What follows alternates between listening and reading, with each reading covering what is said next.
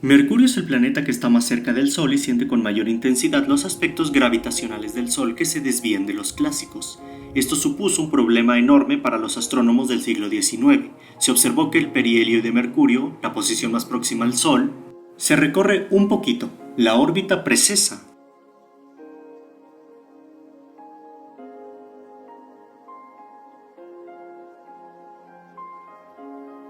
Tomando esta forma polar en vez de una elipse simple. Los astrónomos calcularon observacionalmente esta precesión, cuyo valor nos lo compartió Quantum Fracture. Y calculó cuánto tenía que ser esa precesión de Mercurio. ¡Bum! Clavó la cifra. 43 segundos de arco por siglo.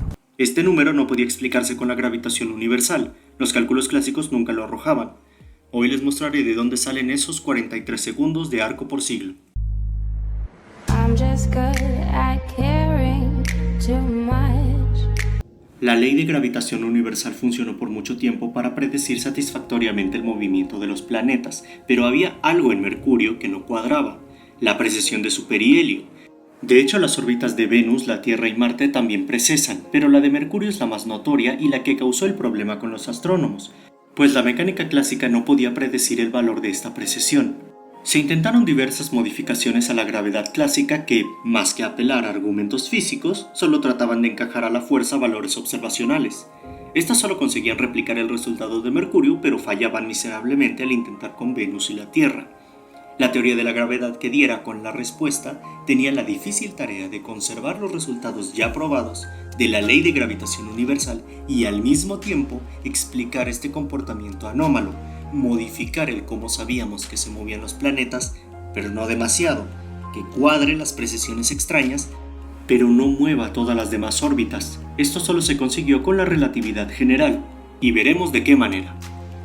Para empezar, modelaremos la influencia gravitacional del Sol con el espacio-tiempo de Schwarzschild, que a una distancia considerable del Sol es casi la de Minkowski, la plana, haciendo aparecer el régimen newtoniano y todos sus derivados clásicos. Esto consigue dejar las órbitas de los planetas, las leyes de Kepler y demás resultados clásicos intactos, pero a una distancia muy cercana al Sol, en las inmediaciones de la órbita de Mercurio, los detalles finos de la geometría de Schwarzschild empezarán a influir en él y en su órbita. Para saber cómo se mueve Mercurio en el espacio-tiempo de Schwarzschild, necesitamos conocer la geodésica que seguirá. Podríamos usar la ecuación geodésica en crudo, pero hay un camino menos engorroso que además me servirá mucho para análisis futuros de objetos con masa o sin ella. Aún así, la ecuación geodésica será nuestra base. Noten esto: si paso esto a la derecha, toma una forma curiosa. A la izquierda está una 4 aceleración. Haciendo una analogía medio burda a la segunda ley de Newton, esto de acá sería la 4 fuerza inercial. Desde aquí ya se sugiere algo curioso: fuerzas inerciales provocadas por propiedades geométricas, fuerzas inerciales que obligarán a las partículas libres a seguir la ruta geodésica. En este momento el concepto de fuerza se ha convertido en una consecuencia de la geometría. Bien, esta ecuación así escrita representa un problema. No sirve para la luz. Se acordarán que la luz y en general partículas sin masa tienen un intervalo nulo, light-like, y que en los cálculos de la dilatación del tiempo este perdía todo sentido al movernos a la rapidez de la luz. Esto significa que no se puede definir un tiempo propio para fotones ni partículas sin masa. Así que en vez de usar 4 velocidades que exigen un tiempo propio, reescribiré la ecuación geodésica en términos del 4 momento. En Instagram les dejo el procedimiento. Esta versión funciona para la luz, pues le podemos definir su 4 momento. Abro la definición de derivada covariante y reacomodo los términos. Despliego la definición de los símbolos de Christoffel para reescribir el lado derecho de la ecuación.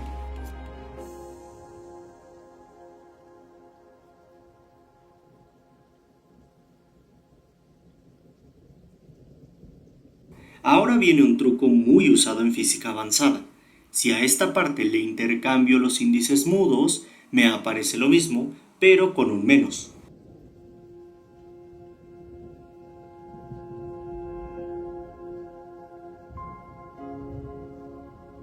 El único número que es su propio negativo es el 0. Esto significa que todo este bulto es en realidad un 0, lo que me permite eliminarlo, quedándome solo con esto.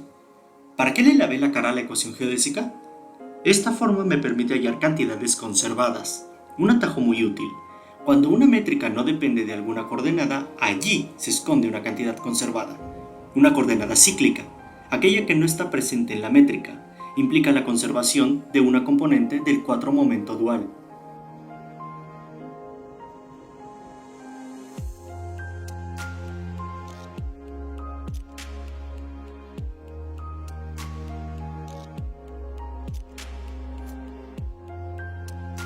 Esta versión de la ecuación geodésica me servirá mucho porque me apalancaré de sus cantidades conservadas para hallar las rutas geodésicas.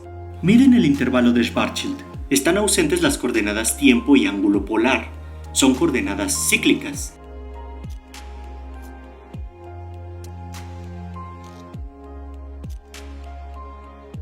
Allí están las cantidades conservadas que corresponden a la energía por unidad de masa y al momento angular. La relatividad general me ha llevado a la segunda ley de Kepler. Ahora reescribiré al intervalo así. No usaré el tiempo propio como parámetro, pues ya vimos que es problemático con la luz. Esta cantidad, a la que llamaré E minúscula, es constante a lo largo de las geodésicas. En Instagram les explico por qué. Este resultado me será muy útil varias veces en el futuro, así que volveré a él. Hay que recordarlo. Si lo que se mueve tiene masa, el parámetro usa al tiempo propio.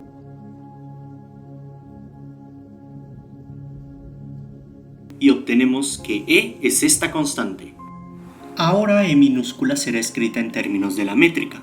Para simplificarla al máximo, elijo fijar el ángulo azimutal en pi medios.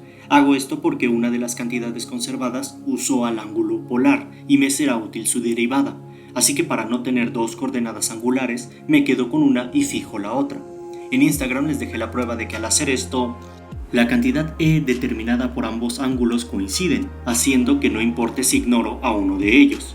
Al desarrollar a la E con la métrica de Schwarzschild aparecen estas dos derivadas que, oh sorpresa, están en las cantidades conservadas. Al reemplazarlas, noto que puedo caracterizar la trayectoria buscada en términos de energías y momentos angulares.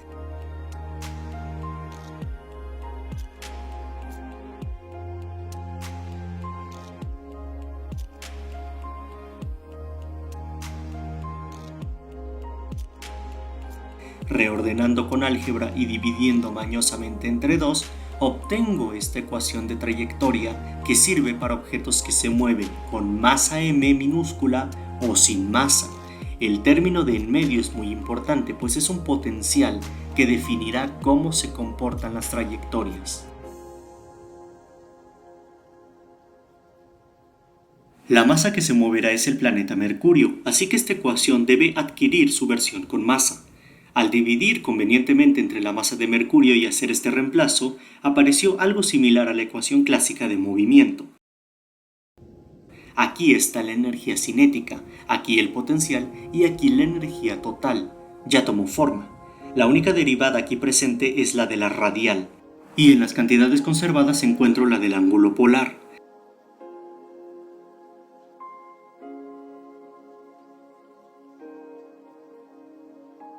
Si las combinamos con la regla de la cadena, obtengo una relación entre la radial y un ángulo. Resolver esta ecuación diferencial implicará obtener una distancia radial en términos de un ángulo. Esto es una trayectoria en coordenadas polares.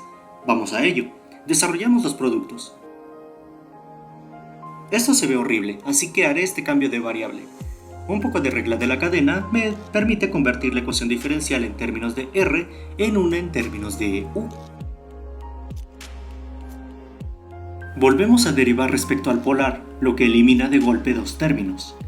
Deberíamos resolver esta ecuación diferencial, pero optaré por algo mejor. Resolveré para U como si esto fuera una cuadrática, usando solo la fórmula general.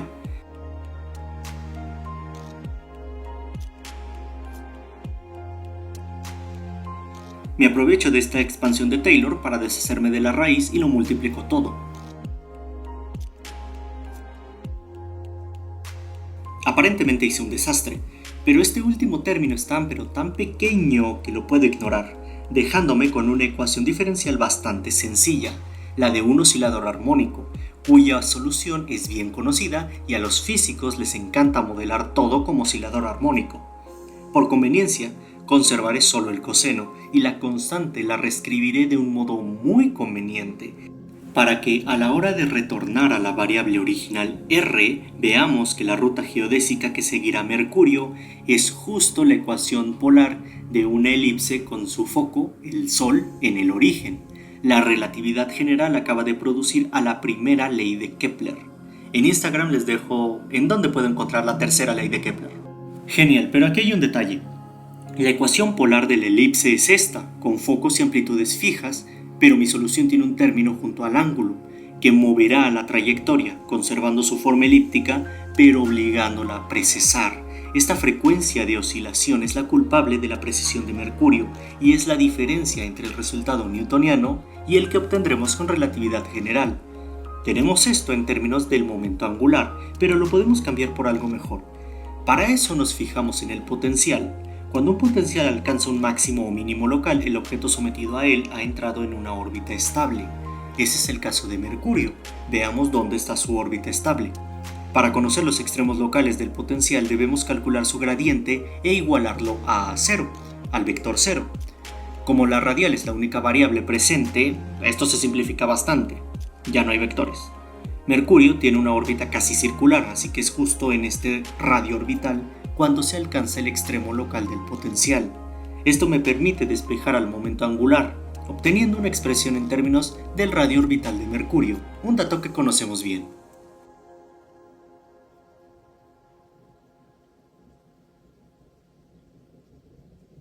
Usando otra expansión en series, puedo escribir la oscilación de este modo. En el régimen newtoniano este término también se ignoraría, dejando la oscilación sin efecto y fijando la órbita como una elipse simple, justo lo que dicta la mecánica clásica, pero en relatividad general nos quedamos con este término también y reemplazo el momento angular. Un ciclo completo se cumple cuando el producto de la oscilación con el ángulo alcanza los 2π radianes.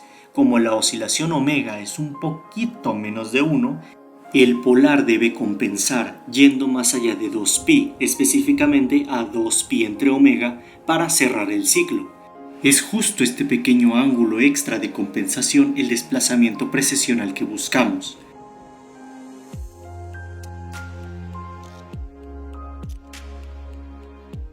Al calcularlo y aprovechar que este término es prácticamente 1, nos encontramos que el desplazamiento de la órbita por precesión es esta cantidad, únicamente obtenida con relatividad general.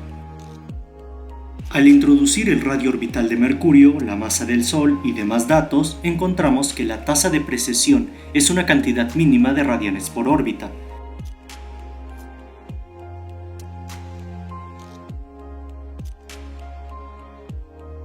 Haciendo unas cuantas conversiones donde pasamos de radianes a segundos de arco y de órbitas a siglos, usando el periodo orbital de Mercurio nos encontramos por fin con el desplazamiento precesional de 43 segundos de arco por siglo que tanto fastidió a los astrónomos del siglo XIX.